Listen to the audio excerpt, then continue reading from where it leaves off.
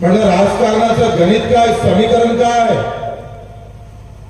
आणि कधी कधी आम्ही पाहतोय कष्टानं केलेली भाकर भेटत नाही आणि समीकरण जोडलं तर भाऊ मी सांगतोय जे सीट हिशोबात ठेवली नाही ते सीट आल्याशिवाय राहणार नाही. त्यांनी जे गणित मांडलेलं आहे,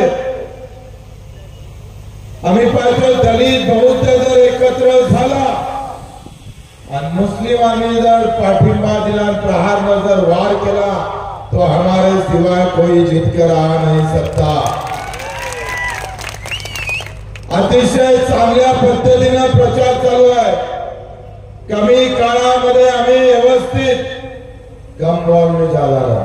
और ये बैट सचिन तेंदुलकर की थोड़ी है, ये बैट किसानों की है, मजदूरों की है, हमारे दिव्यांग भाइयों की है.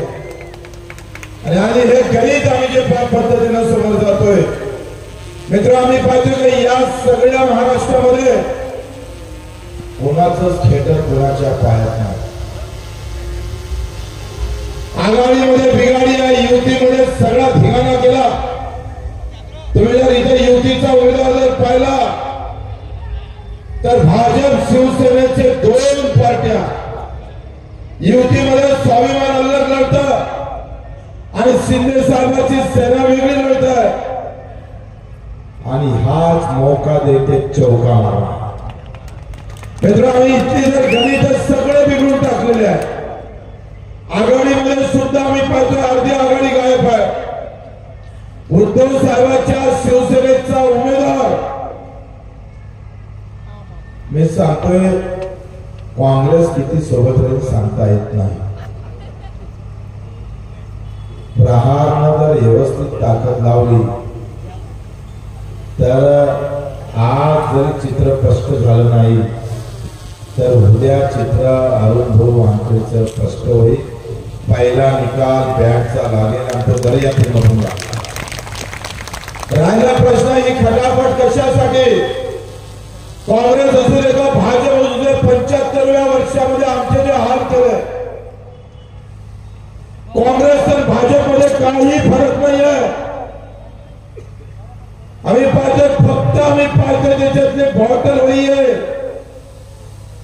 नहीं दारू वही है, बॉटल बदली है. दारू वही है और शराब वही है और बॉटल बदली है. 75 वर्षाच्या इतिहासामध्ये आम्हाला काय भेटलं? 75 वर्षाच्या इतिहासामध्ये गावातल्या पोट्याले धड शिक्षण घेतलं नाही. वर्ग 4, खोल्या 2 आणि मास्तर 1. 75व्या वर्षामध्ये भाजप आणि काँग्रेसनं साधं शिक्षण आमच्या गरीबाला व्यवस्थित देऊ शकलं नाही. त्याची सरळ आम्ही साधं नियोजन करू शकलो नाही.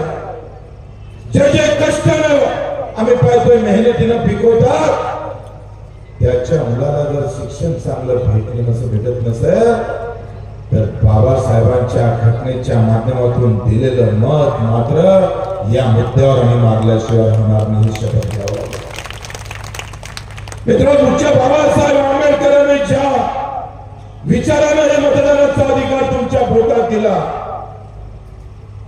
5 मिनिटात तख्त बदलून टाकून देतो आपण. 5 मिनिटात सरकार कोणाचं? 5 मिनिटाच्या या आम्ही पाहतोय मतदानामध्ये आम्ही सांगतोय जास्तीत जास्त एका माणसाला 5 मिनिटाच्या वेळ लागत नाही. या देशाचं भविष्य तुमच्या हातात फक्त 5 मिनिट आहे.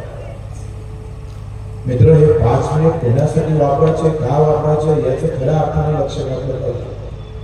आजही हॉस्पिटलमध्ये गेलो आपण तर एका बेडवर 2-2 पेशंट बसले असतात. काँग्रेस असू दे का भाजप असू दे, यामध्ये काही बदल झाला नाही. आणि बदला घ्यायचा असेल तर सोयाबीनचे भाव ज्या शेतकऱ्याचे पाळले त्या भाजपला बदला घेण्याची गरज खऱ्या अर्थाने या निवडणुकीत आहे. मित्र, आज आम्ही पाहतोय का सोयाबीन आणि कापसाचे भाव 7,000 रुपये भाव शिफारस केली राज्य सरकारने सोयाबीनची. आणि आज आमची सोयाबीन 3,500 मध्ये विकावं लागतं. एकही खासदार बोलला येतोय, एकही आमदार बोलत नाही. शेतकऱ्यासाठी कोणी आवाज उठवायला तयार नाही, पण बच्चू जेव्हा विधानसभेत उभा राहतो तेव्हा खांब फोडल्याशिवाय राहत नाही. तुम्ही पाहतोय शहरातल्या वाड्याला, शहरातल्या लोकांना 2.5 लाखाचं घर, गावातल्या लोकांना 1.25 लाखाचं घर. ही जी विषमता, आर्थिक विषमता मित्र, लढाई जातीपाती धर्माची नाही, लढाई खऱ्या अर्थानं हक्काची आहे.